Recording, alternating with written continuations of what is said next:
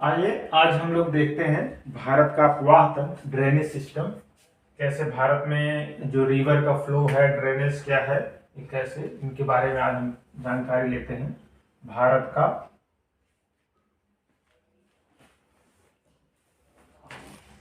अपवाह तंत्र।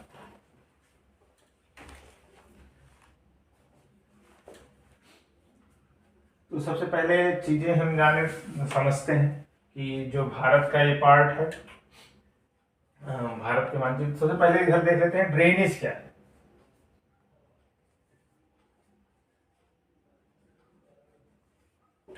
Drainage means अपवाह। ये होता क्या है?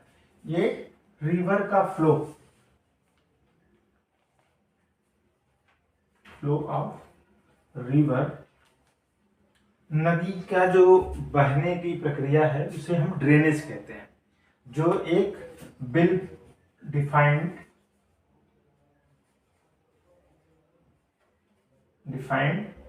वे होता है इसका, वो इसका ड्रेनेज है। किसी रिवर का वेल डिफाइंड रास्ता जो एकदम से अपने से बना करके अच्छे तरीके से अपना फ्लो कर रही है, वो उसका ड्रेनेज होता है। तो पहला पॉइंट हुआ ड्रेनेज। अब दूसरा पॉइंट है ड्रेनेज और सिस्टम, दो शब्द मिले हुए हैं, ड्रेनेज प्लस सिस्टम। सिस्टम का मतलब हम जानते ही हैं कि ये एक प्रकार की प्रक्रिया जिसमें बहुत सारे एक ही जैसे कैटेगरी के लोग मिले हुए होते हैं और वो जो प्रोडक्शन देते हैं। तो वही चीजें सेम है हमारे ड्रेनेज में कि ड्रेनेज मीन्स रिवर्स का फ्लो। ये कई नदियों का समूह जब एक फ्लो बनाता है, एक तंत्र बनाता है, एक सिस्टम बना देता है, पूरा फ्लो करने का अपना सिस्टम दिखाता है एक ही तरीके से, वो उसका ड्रेनेज सिस्टम होता है। तो इसमें कई नदियां होती हैं और मिलजुल करके अपना एक रास्ता निर्मित करती हैं, उसे ड्रेनेज सिस्टम कहते हैं। अब इसके बाद तीसरा होता है कि पैटर्न मीन्स प्रतिरूप। अब जो नदियां अपना बहती हैं, जैसे नदियां, कोई नदी ऐसे ऐसे बह रही है, कोई नदी ऐसे ऐसे ऐसे करके ऐसे फिर ऐसे बह रही है, तो ये जो इनका अब इसी में कोई नदी इधर से आकर मिल जा रही, कोई इधर से आकर के मिल रही, कोई इधर से फिर आकर के मिल रही, कोई ऐसे जा करके ऐसे मिल रही। तो जो इनका एक पैटर्न बनता है, एक प्रतिरूप बनता है, ये पूरा सिस्टम का जो एक चित्र बनता है, जो ये सिस्टम एक फिगर ड्रा करता है, वही फिगर जो है पैटर्न कहलाता है। कि जो सभी कई नदियों को मिल करके जो उसका फ्लो ऑफ डायरेक्शन होता है, फ्लो ऑफ डायरेक्शन से एक फिगर डेवलप होता है, पिक्चर बनता है। जब हम ऊपर से बर्ड आई व्यू तरीके से हम देखते हैं, सरसरी नजर से ऊपर से, तो हमें दिखाई देता है एक प्रकार का पैटर्न, उसमें कुछ एक प्रकार का फिगर, एक चित्र दिखाई देता है। कि कभी कभी पेड़ों के आकार का दिखाई देता है, कभी कभी लाइनिंग दिखाई देती है, कभी कभी आयताकार दिखाई देता है, कभी कभी ऐसा लगता है कि एक ही स्थान पे कई सेंटर पॉइंट बन है, एक ही स्थान झुंड टाइप में दिखाई देता है। तो ये सब जो है एक पैटर्न है, ये इसके पैटर्न कहलाते हैं। कि कई नदियां एक साथ आकर के मिल रही हों और जो फिगर डेवलप करती हैं, उस फिगर को हम पैटर्न कहते हैं। कि उनका इस प्रकार का पैटर्न है, रिवर फ्लो का पैटर्न है। तो ये इतना समझ में आ गया होगा। अब इसमें अब एक पॉइंट होता है, जब कोई रिवर फ्लो कर रही है ऐसे ऐसे, तो इसके जो बरसात के सीजन में इसमें पानी में बाढ़ आ जाएगी, तो और इसका जो एरिया होगा ये थोड़ा सा बढ़ जाएगा, ज्यादा फ्लो हो जाएगा, तो बाढ़ आएगा, पानी ज्यादा दूरी कब्जा करेगा। तो ये जो इतना एरिया हुआ इसका, ये इसका होता है रिवर बेसिन। मतलब जहां तक नदी का पानी पहुंचे, जहां तक नदी के पानी से निर्मित हो मृदा, जहां तक नदी के पानी मिट्टी का निर्माण कर रही हो, वो सब उसका नदी बेसिन कहलाता है, नदी का किनारा। इतना समझ में आ गया? तो ये आपका रिवर बेसिन हो गया। और उसके बाद आपका अब जैसे कुछ चीजें रिवर बेसिन है, ये रिवर का ये पार्ट है, इसके बाद इधर दूसरी कोई रिवर है, और यहाँ बीच में कुछ अपलैंड होंगे, अपलैंड होंगे मतलब कुछ उठे हुए भाग होंगे।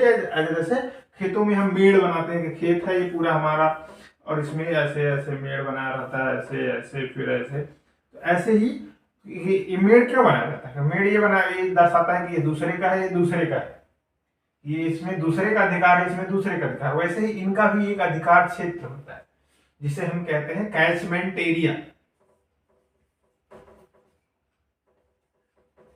कैचमेंट एरिया, ये इसको हम रिवर बेसिन भी कह सकते हैं, एक तरीके से रिवर बेसिन ही होता है कैचमेंट एरिया। मतलब इनका जितना दूरी तक अधिकार है इतना ही दूरी तक ये बाढ़ जाते हैं, उसके बाद दूसरी नदी का बाढ़ क्षेत्र आ जाता है। तो दूसरी नदी का जो रिवर बेसिन होता है और इन दो नदियों के बीच का जो रिवर बेसिन होता है वो, कि एक नदी का इधर का रिवर बेसिन, दूसरी नदी का रिवर बेसिन, जो ये पार्ट बीच वाला पार्ट होगा इसे हम कहते हैं वाटर शेड। वाटर शेड, यहाँ पे ना इधर से पानी पहुंच पाता है ना इधर से पानी पहुंच पाता है, वो बीच में, और ये थोड़ा सा उभरा हुआ होता है, उठा हुआ भाग होता है, इसे कहते हैं वाटर शेड एरिया। इतना समझ में आ गया। अब हम लोग देखते हैं कि भारत का जो पैटर्न है, भारत में जो रिवर हैं फ्लो करती हैं उनका क्या कैसे पैटर्न है, कैसा सिस्टम है, कैसा ड्रेनेज पैटर्न है, कितने तरीके की नदियां हैं, कैसे क्या, उनके बारे में हम थोड़ा सा डिटेल में समझते हैं। तो जैसे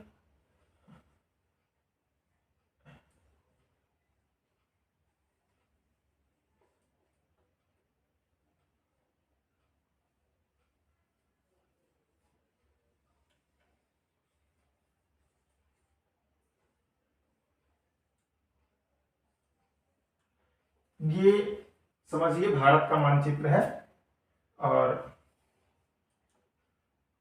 तो भारत में ये रीजन पूरा क्या है, हिमालयन रीजन है। ये रीजन हिमालयन रीजन है, और इधर का जो भारत का फिजिकल डिवीजन हमें याद करना है सबसे पहले। इसमें रिवर को, हम रिवर तंत्र को डिफाइन करने के लिए हमें फिजिकल डिवीजन भारत का याद रहना चाहिए। प्लेट पठारी रीजन है। तो अब चीजें क्या है कि जो हिमालय रीजन है ये विश्व की सबसे ऊंची ऊंची चोटियां, यहाँ ग्लेशियर्स यहाँ पे पाए जाते हैं। ग्लेशियर का मतलब कि हिमनद,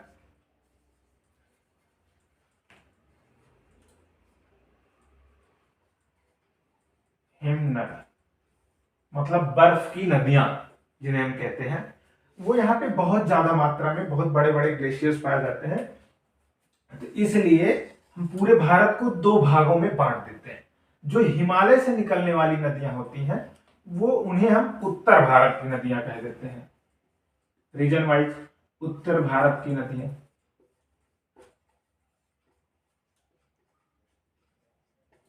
और दूसरा जो इधर पेनिनसुलर रीजन में है वो दक्षिण भारत की नदियां।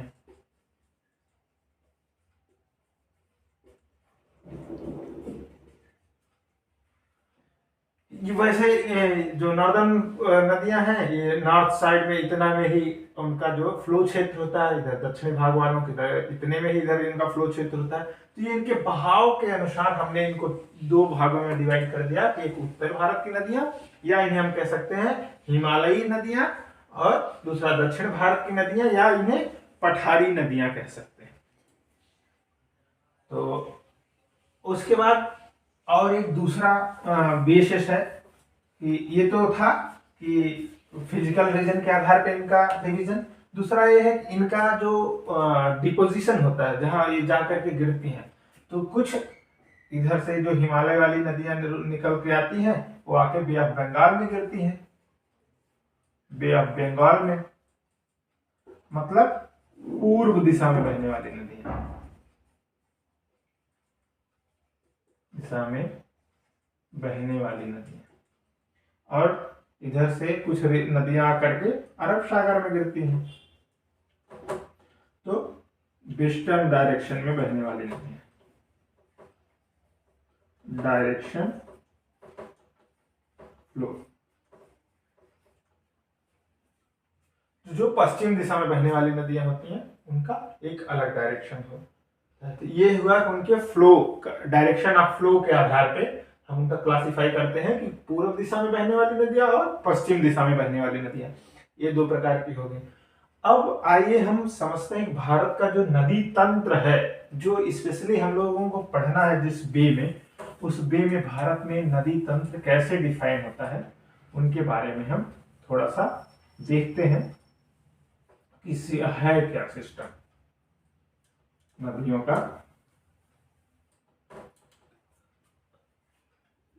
अब जो उत्तर भारत के हिमालयन रीजन की नदियां हैं वो, तो अब हम भारत में देखते हैं, भारत में जो नदियों का तंत्र है उसे हम पढ़ते हैं थोड़ा, कि अब जो नॉर्थ रिवर सिस्टम है,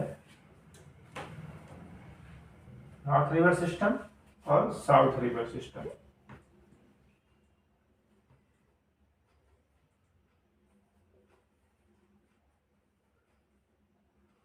ये 2 पार्ट्स में हम डिवाइड किए और इनके बारे में थोड़ा अध्ययन करते हैं। तो सबसे पहले नॉर्थ, ये जो नॉर्थ है ये साउथ है।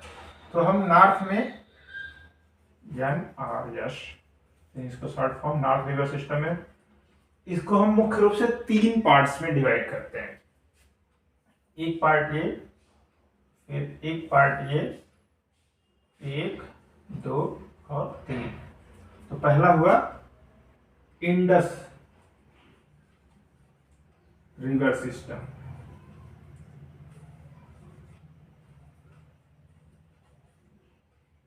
दूसरा हुआ गंगा रिवर सिस्टम, तीसरा ब्रह्मपुत्र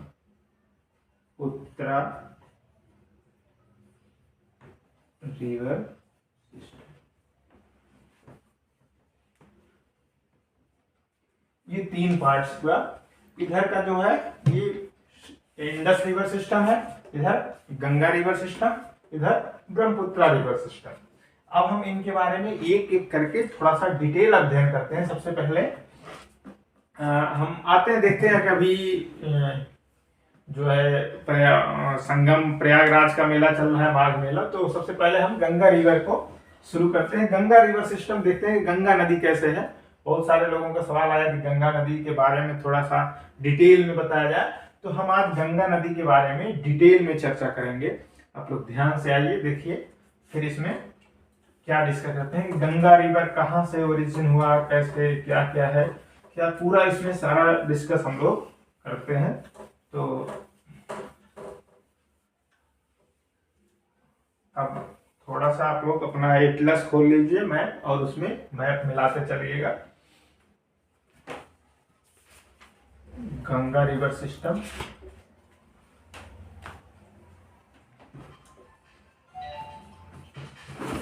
अब गंगा रिवर सिस्टम जो है 5 जब जहाँ ओरिजिन होता है, जैसे आप लोग हमेशा पढ़ते होंगे गंगा का उद्गम जो है गंगोत्री ग्लेशियर से होता है, या गंगा जो है गोमुख से निकलती है। तो ये सर्वथा गलत है, पूर्ण रूप से गलत है। लेकिन किसी पॉइंट में कैसे सही होगा और कैसे गलत है, इसके बारे में हम डिटेल में चर्चा करेंगे इसमें। और गंगा रिवर सिस्टम में एक पंच प्रयाग आता है, उन पंच प्रयाग के बारे में भी हम लोग डिस्कस करेंगे। तो अभी हम सबसे पहले डिस्कस कर लेते हैं गंगा का जो रिवर सिस्टम है वो हिमालय से निकल करके और बे ऑफ बंगाल तक कैसे कैसे जाता है। तो पूरा सबसे पहले हम पॉइंट ये देखेंगे। तो हमें सबसे पहले समझना है कि जो हिमालय रिवर है, जो हिमालय माउंटेन है, वहां पे एक स्थान है बद्रीनाथ। बद्रीनाथ, बद्रीनाथ पर संतोपथ, संतोपथ ग्लेशियर है हिमानी।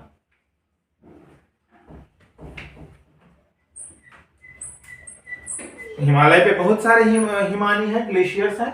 तो संतोपथ एक हिमालय है बद्रीनाथ में, जहां से ये बहुत बड़ा जो संतोपथ हिमानी है, ये बहुत बड़ा ग्लेशियर है। तो इससे दो नदियां निकलती हैं, दो नदियां आती हैं। ये पूरा बद्रीनाथ हिमालय का रीजन है। तो यहां से दो नदियां निकलती हैं संतोपथ से। एक, ये जो पहली नदी निकलती है हिमानी, बद्रीनाथ ग्लेशियर से, संतोपथ हिमानी ग्लेशियर से ही निकलती है, इसका नाम है विष्णु गंगा, विष्णु गंगा।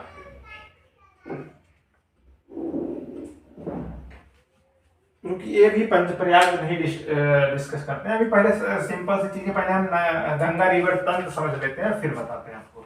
तो बद्रीनाथ से आती है अलकनंदा,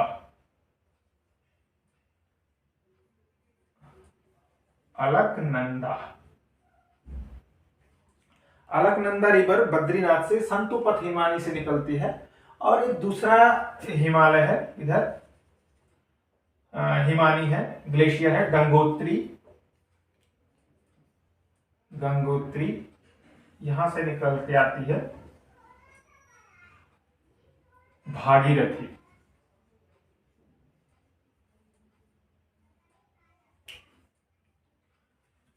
दो हिमालय, एक हिमानी और दूसरा गंगोत्री, दो ही ग्लेशियर्स हैं। इन दोनों ग्लेशियर से, एक संतोपथ और दूसरा गंगोत्री, दोनों ग्लेशियर से, संतोपथ से अलकनंदा और गंगोत्री से भागीरथी निकलती है और आकर के यहां मिलती है देवप्रयाग।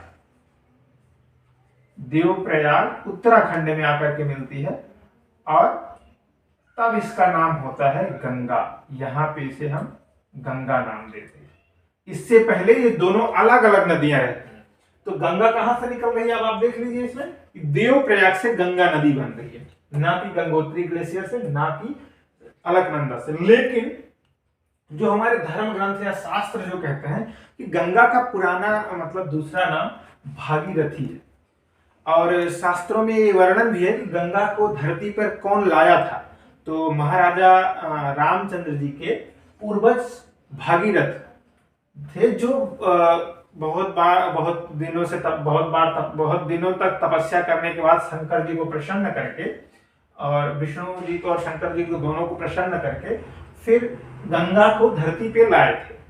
तो ये माना जाता है कि गंगोत्री ग्लेशियर से ही जो है भागीरथी या गंगा नदी निकली है। कि ये मानते हैं कि गंगा का ही नाम भागीरथी है।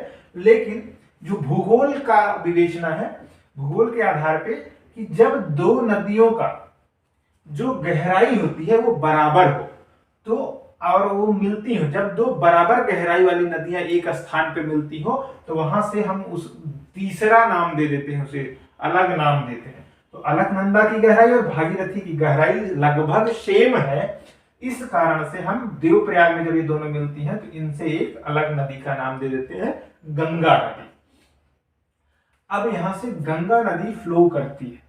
तो सबसे पहले गंगा नदी उत्तराखंड में आके मिलती है देवप्रयाग में, और सबसे पहले मैदानी क्षेत्र में कहां प्रवेश करती है, हरिद्वार में। हरिद्वार में यहां प्रवेश करती है मैदान में। अभी तक ये कहां थी, हिमालय के पहाड़ में, हिमालय के पहाड़ी क्षेत्र में थी। फिर महान हिमालय का जो कैटेगराइजेशन है कि मेन हिमालय, फिर मिडिल हिमालय, फिर शिवालिक हिमालय, तो इन सब से निकल करके फिर ये हरिद्वार से मैदानी श्रेणी में प्रवेश करती है। मैदान में गंगा इंटर करती है, कहां, हरिद्वार में। अब जब ये हरिद्वार में इंटर करती है, तो सबसे पहले हिमालय से ही एक नदी आती है, रामगंगा। इसका नाम है रामगंगा। हिमालय से निकलने वाली सबसे पहली नदी होती है रामगंगा। ये क्या है, इसकी सहायक नदी, ट्रिब्यूटरी, रामगंगा सहायक नदी। अब इसमें जो जो सहायक नदियां हैं वो आकर के मिलती हैं। तो ये कहां पे आके मिलती है, उत्तर प्रदेश के कन्नौज में, कन्नौज में आकर के मिलती है रामगंगा। तो एग्जाम में पूछा जाता है कि गंगा की पहली सहायक नदी कौन सी है, तो रामगंगा याद रखिएगा। गंगा, क्योंकि गंगा यहां से बनती है, यहाँ ना कि यहां से। तो गंगा जब यहां से बनती है तो पहली उसकी सहायक नदी कौन हुई, रामगंगा। और ये आकर के कहा मिलती है, यूपी के कन्नौज में। इसके बाद ये आगे फ्लो करती है, अब यूपी में है ही, तो फिर यहीं एक दूसरे हिमालय से निकलती है, ये है यमुनोत्री। यमुनोत्री जो इसकी दूसरी सहायक नदी है, आकर के मिल रही है प्रयागराज में। कौन सी नदी है ये, यमुना नदी, यमुना, जिसे जमुना कहते हैं, जिसे कृष्ण भगवान कालिया नाग का वध किए थे इसी नदी में, तो इसे उसका दूसरा नाम कालिंदी नदी भी है। तो ये चीजें भी याद रखिएगा, पर्यायवाची हिंदी वालों के लिए भी काम आएगा और पर्यायवाची में भी काम करेगा। वैसे भी जानकारी के लिए कभी कभी नाम बदल करके लिख देता है कि कालिंदी नदी कहाँ है, या कालिंदी नदी गंगा में कहाँ मिलती है, तो आकर के प्रयागराज, या इसे हम इलाहाबाद भी कहते हैं, कहते थे इलाहाबाद, वर्तमान समय में इसका नाम प्रयागराज हो गया। तो और दूसरी चीज ये है कि पूछा ये भी जाता है कि गंगा नदी की सबसे बड़ी सहायक नदी कौन सी है, तो यमुना नदी, ये सबसे बड़ी सहायक नदी है।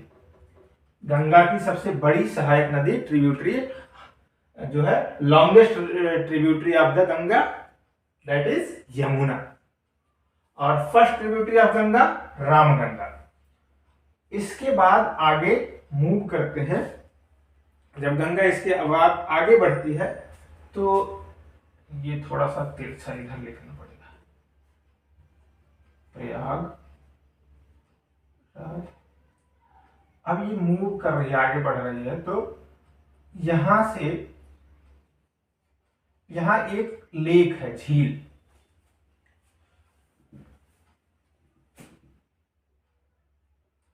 लेक है, इस लेक का नाम है फुलहर। फुलहर, फुलहर लेक है, फुलहर लेक, फुलहर झील कहां पर है, पीलीभीत में, पीलीभीत, पीलीभीत में फुलहर लेक है, जहां से गोमती नदी आती है और गंगा में मिलती है। गोमती नदी फुलहर लेक से निकलती है। एक सबसे इंपॉर्टेंट क्वेश्चन है कि मैदानी क्षेत्र से कौन सी नदी निकलती है, तो गोमती नदी,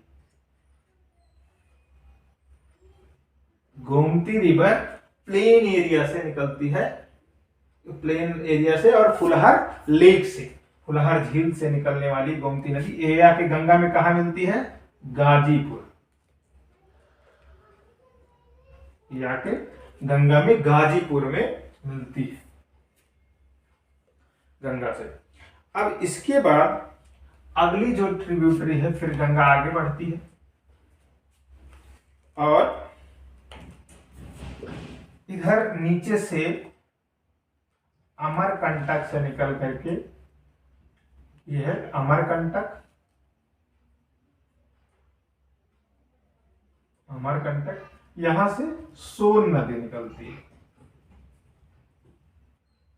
सोन नदी, और ये आकर के जो है मिलती है कहां पर, पटना में, पटना में आकर के सोन नदी मिलती है। और इसी बीच में, गाजीपुर और पटना के बीच में, छपरा में इधर से निकल करके आती है घाघरा नदी, घाघरा नदी कहाँ मिलती है? छपरा में। घाघरा नदी कहाँ मिलती है? छपरा में। और इसके बाद और नीचे से आकर के, नीचे से अमरकंटक से सीधी नदी आकर के मिलती है पटना में, सोन नदी। उसके बाद ऊपर से घाघरा के पास से फिर यही हिमालय से निकल करके आती है दूसरी नदी गंडक, और एक नदी आकर के मिलती है कोसी, नेपाल हिमालय से निकल करके गंडक और कोसी। ये दो नदियां हैं, गंडक और कोसी, दोनों नेपाल हिमालय से निकल करके आती हैं। और जो है गंडक नदी कहाँ मिलती है आकर के? सोनपुर में। सोनपुर में गंडक नदी मिलती है आकर के। और कुर्सेला में कोसी नदी, कोसी नदी आकर के मिलती है कुर्सेला में।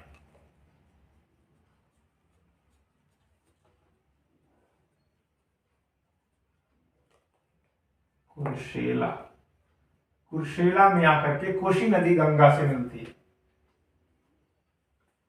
तो ये गंडक आकर के मिलती है सोनपुर में, कोसी आकर के मिलती है कुर्सेला में। उसके बाद फिर गंगा आगे पहुंचती है वेस्ट बंगाल। वेस्ट बंगाल में दार्जिलिंग से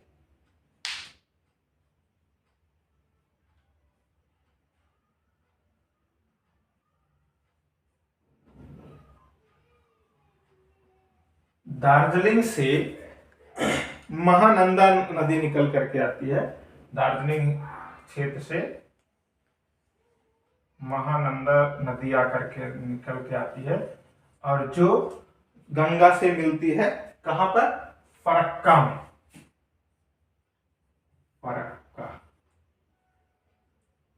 जहां पे फरक्का का डैम, भांखड़ा नंगा फरक्का डैम बना हुआ है, फरक्का बांध, तो वो फरक्का में आकर के दार्जिलिंग से कौन सी नदी आके मिलती है? महानंदा।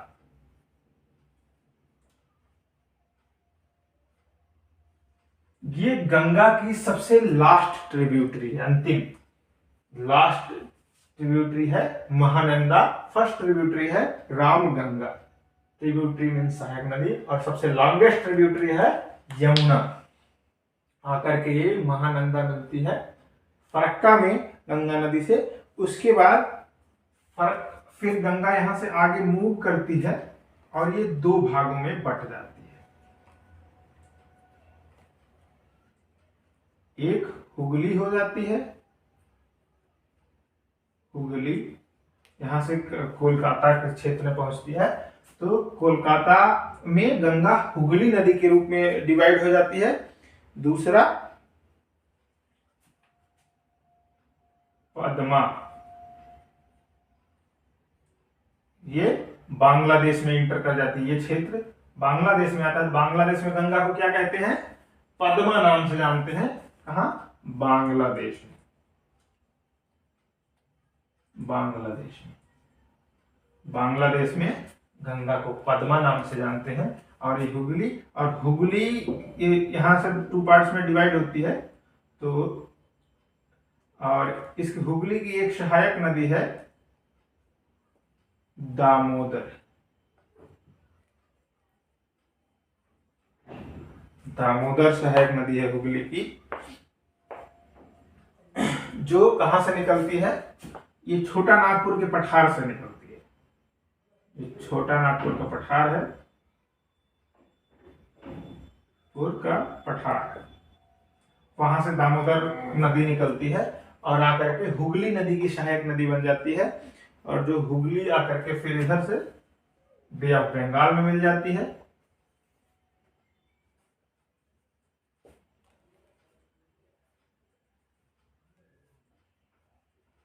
अब यहां देखिए, इधर ये पद्मा नदी होती है। अब पद्मा नदी जो है और इधर से एक ब्रह्मपुत्रा नदी आती है जो बांग्लादेश में पहुंचते हुए ब्रह्मपुत्रा का नाम बांग्लादेश में क्या हो जाता है, जमुना।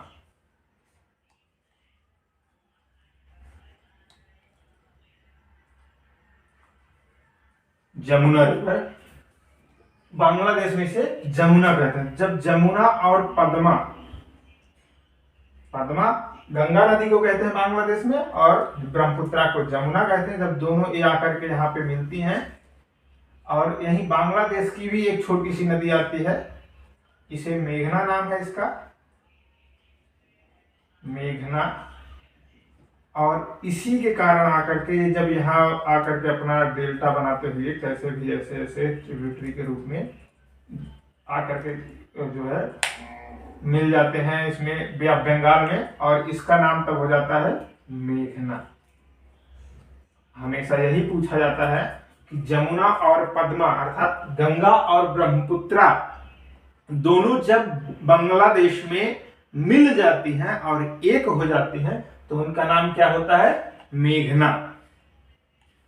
और ये मेघना बन करके आकर के बे ऑफ बंगाल में द एंड हो जाता है, और बे ऑफ बंगाल में डेल्टा बनाते हुए द एंड होती है। अब ये डेल्टा क्या होता है, या और नदियां और क्या क्या स्थलाकृतियों का निर्माण करती हैं, फिजियोग्राफी कैसे कैसे बनाती है, इन सब का हम किसी दूसरे चैप्टर में जहाँ हम पढ़ेंगे कि किन किन चीजों से इन लोगों से क्या क्या स्थलाकृतियां बनती हैं, उसमें हम इसमें डिटेल पढ़ेंगे। तो ये था आपका गंगा नदी का उद्गम और उनका प्रवाह, फ्लो, इसे हम कहते हैं गंगा रिवर सिस्टम। एक बार हम फिर से इसको रफली तरीके से देखते हैं कि सबसे पहले अलकनंदा संतोपथ हिमानी से और गंगा भागीरथी गंगोत्री हिमानी से, दोनों नदियां यहां से निकलती हैं, गंगोत्री हिमानी से भागीरथी और संतोपथ हिमानी से अलकनंदा। दोनों आकर के देवप्रयाग में मिलती हैं और देवप्रयाग से फिर इसका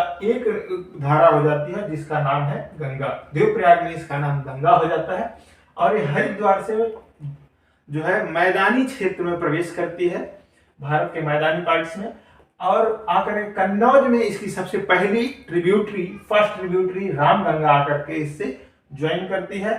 और ये रामगंगा किधर से आती है, उत्तरी दिशा से आकर के ज्वाइन करती है। और सेकेंड ट्रिब्यूटरी यमुनोत्री, इससे निकलने वाली नदी यमुना नदी, यमुनोत्री ग्लेशियर से निकलने वाली नदी यमुना नदी आकर के इसको नीचे से ज्वाइन करती है। जो कहाँ ज्वाइन करती है, प्रयागराज में ज्वाइन करती है। उसके बाद थर्ड नंबर पे जो मुख्य नदियां हैं ट्रिब्यूटरी, और भी बहुत छोटी छोटी नदियां हैं, लेकिन जो मुख्य ट्रिब्यूटरी हैं उनके बारे में हम डिस्कस कर रहे हैं। उसके बाद थर्ड नंबर पे गाजीपुर में आकर के गोमती नदी मिलती है। जो गोमती नदी कहाँ से निकलती है, फुलहर लेक से। फुलहर लेक कहाँ पे है, पीलीभीत में है।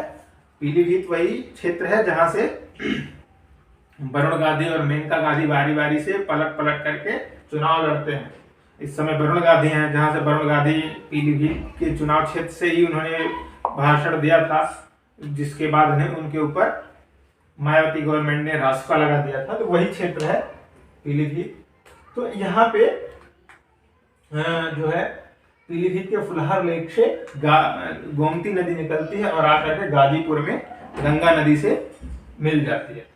उसके बाद नेक्स्ट नंबर पे घाघरा नदी आती है, जो हिमालय नेपाल हिमालय रीजन से निकलती है और आकर के छपरा में गंगा को ज्वाइन करती है। उसके बाद इधर फिर गंडक नदी आती है जो सोनपुर में आकर के ज्वाइन करती है। कोशी आती है, कुर्सेला में ज्वाइन करती है। और दार्जिलिंग से महानंदा निकलती है और महानंदा आकर के फरक्का में ज्वाइन करती है, जो एज अ गंगा रिवर के नाम से महानंदा सबसे अंतिम लास्ट ट्रिब्यूटरी है गंगा नदी की। उसके बाद गंगा नदी तो फिर आती है, टर्न होती है और टू पार्ट्स में डिवाइड हो जाती है, एक हुगली एक पद्मा। पद्मा जो बांग्लादेश में निकल जाती है उसे पद्मा कहते हैं, जो उसका एक भाग बांग्लादेश में इंटर कर जाता है वो पद्मा नाम हो जाता है वहां पे। और दूसरा जो गंगा का दूसरा भाग रहता है उस पश्चिम बंगाल में घूम जाता है, उसे हुगली कहते हैं। कलकत्ता हमारा हुगली नदी के किनारे बसा हुआ है, जो हावड़ा ब्रिज है वो हुगली नदी पर ही बना हुआ है। तो और हुगली की एक छोटी सी ट्रिब्यूटरी है दामोदर ट्रिब्यूटरी। ये नाम की तो छोटी सी है, लेकिन रेनी सीजन में बंगाल का शोक कही जाती है। पूरे पश्चिम बंगाल में ये बाढ़ ला देती है, पूरा बाढ़ फैला देती है। और हुगली आकर के फिर ये बंगाल में मिल जाती है अपना डेल्टा निर्माण करते हुए। उसके बाद इधर पद्मा जो बांग्लादेश में इंटर की रहती है, वो इधर से तिब्बत के पठार से निकली हुई हमारी ब्रह्मपुत्रा नदी अरुणाचल प्रदेश में आती है। अरुणाचल प्रदेश में जिसे हम दिहांग नाम से जानते हैं, और वो आकर के बांग्लादेश में इंटर करती है। तो बांग्लादेश में इंटर करती है, बांग्लादेश में गंगा नदी से मिलती है, गंगा नदी जिसका नाम पद्मा रहता है। और बांग्लादेश में ब्रह्मपुत्रा नदी का नाम जमुना हो जाता है। और जमुना और पद्मा दोनों मिलती हैं कहाँ? मेघना नदी के साथ ही मिलती हैं, जहां से उनका नाम मेघना हो जाता है। और मेघना नाम से ये जाकर के बंगाल में गिर जाते हैं। ये था गंगा नदी का जो है मंजिल, अपनी मंजिल तक पहुंचना, अपने घर से निकल करके उनका जो ये रास्ता है, पूरे रास्ते का जो डिस्क्रिप्शन था ये बता दिया हमने। अब एक कुछ चीजें थोड़ी सी इसमें छूट गई, जैसे अब यमुना नदी की भी जो छोटी बहुत ट्रिब्यूटरी है, जो मुख्य ट्रिब्यूटरी है, उनको भी आप लोग जान लीजिए। एक यमुना नदी के ट्रिब्यूटरी का नाम है केबीसी, कौन बनेगा करोड़पति। इस ट्रिक से आप याद करेंगे। सबसे ईस्टर्न में है केन नदी, उसके बाद इसके बाद है बेतवा, और सी से चंबल।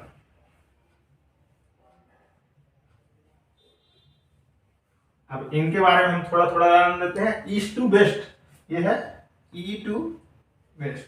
ऐसे हम काउंट करेंगे, के से केन, बी से बेतवा, सी से चंबल। और अब ये नदियां निकलती कहां से, इनके बारे में थोड़ा सा जान लेते हैं कि ये मध्य प्रदेश के इंदौर डिस्ट्रिक्ट से निकलती है, और ये मध्य प्रदेश के ही विंध्य क्षेत्र से निकलती है, और ये मध्य प्रदेश के ही कैमूर क्षेत्र से निकलती है, कैमूर माउंटेन रीजन से निकलती है मध्य प्रदेश से। और ये यमुना की ट्रिब्यूटरी है। यमुना की सबसे बड़ी ट्रिब्यूटरी है चंबल।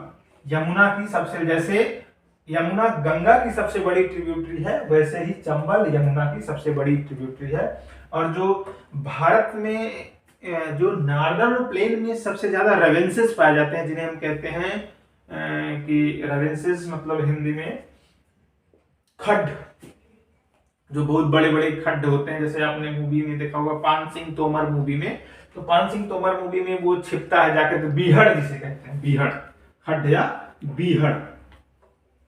तो बीहड़ जो है कहाँ पाया जाता है? चंबल रिवर में ही सबसे ज्यादा मात्रा में। चंबल रिवर बहुत ज्यादा मात्रा में बीहड़ बनाती है, क्योंकि ये क्या कहते हैं, समर सीजन में सूख जाती है, और वो सब बीहड़ वहां नक्सलियों या इन सब लोगों के लिए एक आश्रय का वर्क करते हैं, उनके घर के रूप में रहते हैं। तो सबसे ज्यादा नदी चंबल नदी बीहड़ का निर्माण करती है। ये हुआ आपका गंगा नदी का, गंगा नदी तंत्र सबसे पहले कहाँ से निकलती है और कैसे कैसे यहाँ तक पहुंचती है। अब ये पॉइंट था आपका। अब एक और इसका समरी जान लीजिए। गंगा नदी कितने देशों से मिलकर के बहती है, तो इसके बारे में थोड़ा सा बता दे रहे हैं।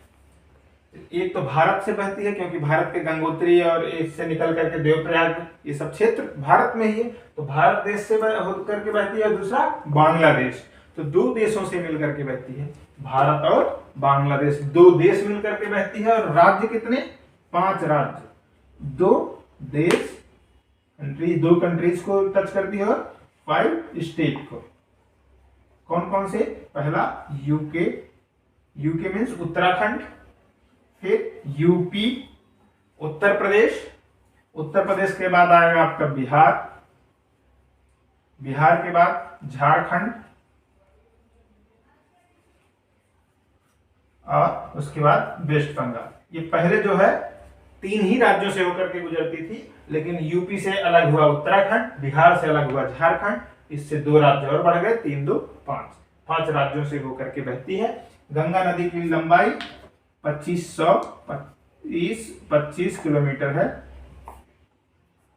जिसका सर्वाधिक फ्लो क्षेत्र यूपी में है 1450 किलोमीटर, ये सिर्फ यूपी में फ्लो करती है।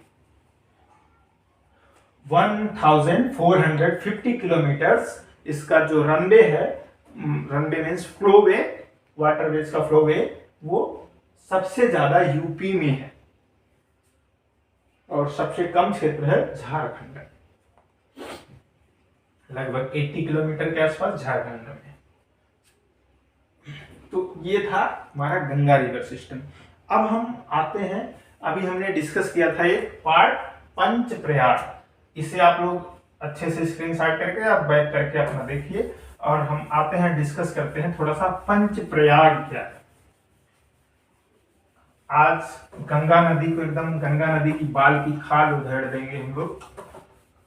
तो आप देखते हैं कि गंगा नदी में पंचप्रयाग क्या होता है, और ये इसका शास्त्रों में वर्णन बहुत मिलता है, हिंदू धर्म के शास्त्रों में। तो और ये जानना भी बहुत इंपॉर्टेंट है। हम उसको एक साथ नहीं रख सकते थे क्योंकि फिगर बहुत बड़ा हो जाता है, इसलिए हमने उसे अलग अलग करना ज्यादा अच्छा समझा। तो सबसे पहले हम लिखते हैं गंगा के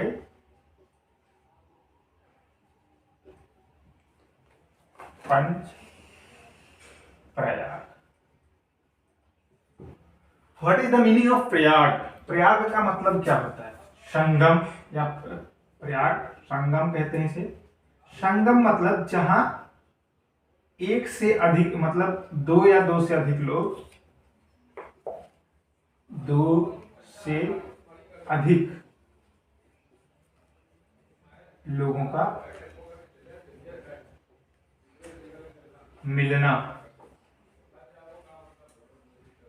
चाहे वो इंसान, चाहे जानवर हो या जीव जंतु हो या वनस्पतियां हो, जहां दो या दो से अधिक नदियां आकर के मिलती है कि एक नदी इधर से आ गई, एक नदी इधर से आ गई, एक नदी इधर से आ गई, और ये पॉइंट आकर के ये हो गया संगम या प्रयाग कहते हैं। ये जो गंगा रिवर है, इसके फ्लो में 5 बार ऐसे संगम, ऐसे ज्वाइंट्स को डिस्कशन मिलता है, डिस्क्रिप्शन मिलता है, और वो उसके बाद वो पंच प्रयाग के बाद गंगा, इसे गंगा नाम मिलता है। इसलिए इसके पंच प्रयाग बहुत ही महत्वपूर्ण है कि इन सब पंच प्रयागों से गुजरने के बाद कौन कौन सी नदी गुजरती है, फिर पंच प्रयाग के बाद आकर के फिर वो गंगा के नाम से जानी जाती है, उसके बारे में हम चर्चा करते हैं। तो सबसे पहले अभी हमने बताया था आपको कि सबसे बड़ा इधर एक ग्लेशियर है संतोपत,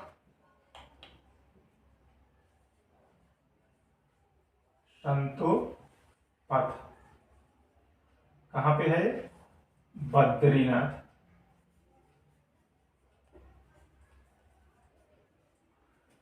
बद्रीनाथ क्षेत्र में संतोपत ग्लेशियर है, यहां से 2 नदियां निकलती हैं संतोपत ग्लेशियर से। एक इधर से निकलती है विष्णु गंगा, और इधर से निकलती है धौली गंगा। यह है धौली गंगा, और इधर से है विष्णु गंगा।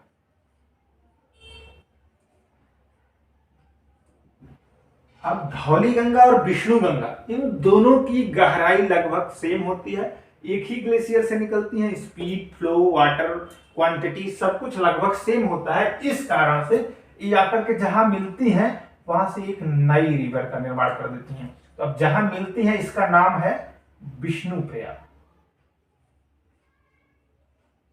विष्णु प्रयाग इसका नाम है विष्णु प्रयाग, क्योंकि विष्णु गंगा से आकर के धौली गंगा मिलती है, तो इसका नाम हो जाता है विष्णु प्रयाग।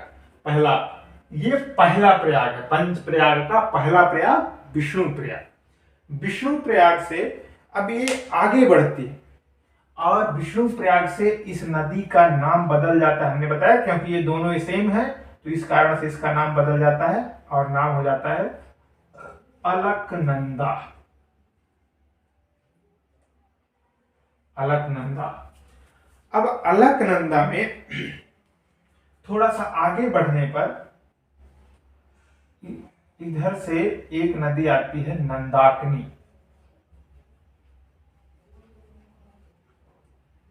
नंदाकिनी रिवर आती है जो आकर के यहाँ मिलती है। ये अलकनंदा में है। इसकी गहराई अलकनंदा से बहुत कम होती है, बहुत ज्यादा बड़ी नदी भी नहीं है, छोटी सी नदी है। तो ये आकर के अलकनंदा में मिल जाती है और अलकनंदा नाम से ही आगे नदी बढ़ती रहती है। नंदाकिनी आकर के मिलती है। ये कहाँ मिलती है? नंदाकिनी रिवर आकर के मिलती है तो नंदप्रयाग। नंदप्रयाग, नंदाकिनी आकर के मिलेगी नंदप्रयाग, विष्णु गंगा आकर के मिलेगी विष्णुप्रयाग। उसके बाद आगे हम चलते हैं तो नंदाकिनी के बाद एक और इधर से ही एक छोटी सी नदी आती है, वो मिलती है यहाँ पे। इस नदी का नाम है पिंडार। पिंडार, और ये जहां मिलती है इसका नाम हो जाता है कर्णप्रयाग।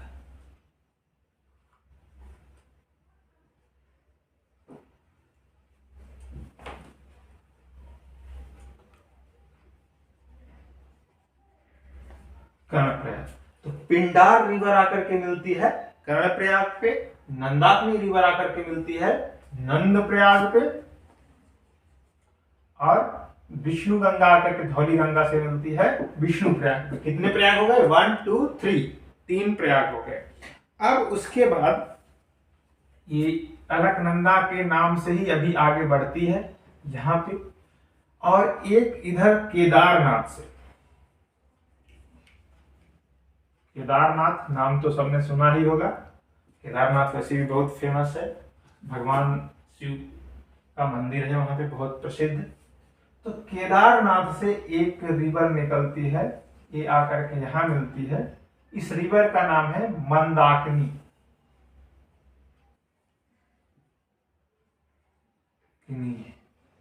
इसका नाम था नंदाकिनी, इसका नाम है मंदाकिनी, ये ध्यान देना है। और ये आकर के कहा मिलती है? रुद्रप्रयाग में।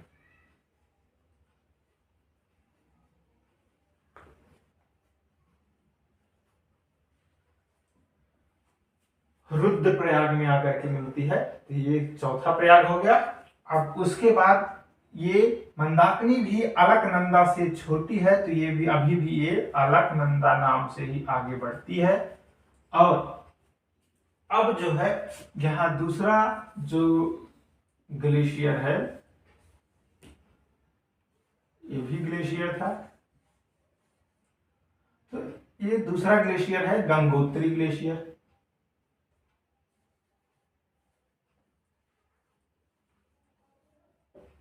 गंगोत्री ग्लेशियर, जो गंगोत्री ग्लेशियर है, गंगोत्री ग्लेशियर से निकलती है कौन सी रिवर? अभी हमने डिस्कस किया था भागीरथी।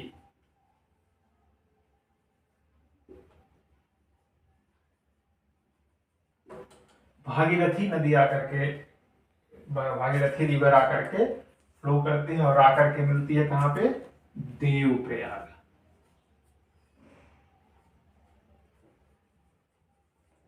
देवप्रयाग, और उसके बाद भागीरथी और अलकनंदा, ये दोनों, इसका नाम क्या रहता है? अलकनंदा।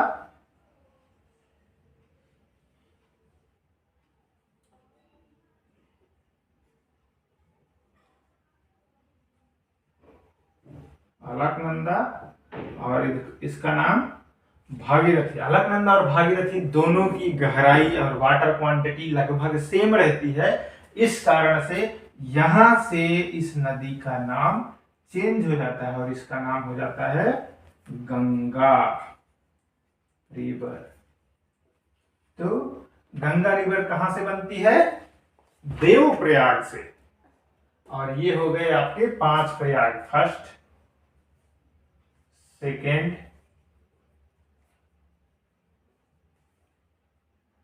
थर्ड, फोर्थ और पंच प्रयाग। ये 5 जो है ज्वाइंट्स जो गंगा के हैं, ये संगम, ये पंच प्रयाग आपको यहाँ पे मिल रहे हैं। और इसके बाद ये गंगा रिवर के नाम से आती है। यहाँ फिर हरिद्वार में जो है प्लेन एरिया में इंटर कर जाती है। यहाँ से ये प्लेन हो जाता है, प्लेन हरिद्वार में प्लेन रीजन में इंटर कर जाती है। और उसके बाद फिर उधर से रामगंगा आकर के मिलती है कन्नौज में, नीचे से आकर के यमुना मिलती है प्रयागराज में, और फिर उसका फ्लो आगे बढ़ता जाता है। लास्ट में जाके महानंदा ट्रिब्यूटरी मिलती है फरक्का में।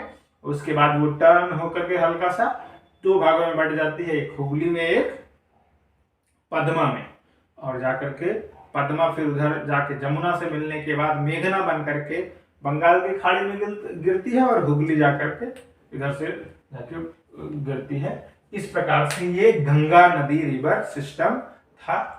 अब हम नेक्स्ट स्टेप में आपका सिंधु रिवर सिस्टम या ब्रह्मपुत्रा रिवर सिस्टम डिस्कस करेंगे। तब तक के लिए आप लोगों से ये निवेदन है कि हमारे वीडियो को और अच्छे से सुनने, जानने और समझने के लिए वीडियो को लाइक, सब्सक्राइब और शेयर करते रहिए, सबको बांटते रहिए। ये ज्ञान है, ज्ञान को व्यय कृते वर्धते, जितना ही ज्ञान का व्यय करेंगे वो उतना ही वृद्धि होगी ज्ञान में आपके। तो आप अपने मित्रों से शेयर करते रहिए, खुद पढ़िए, खुद देखिए, और धन्यवाद।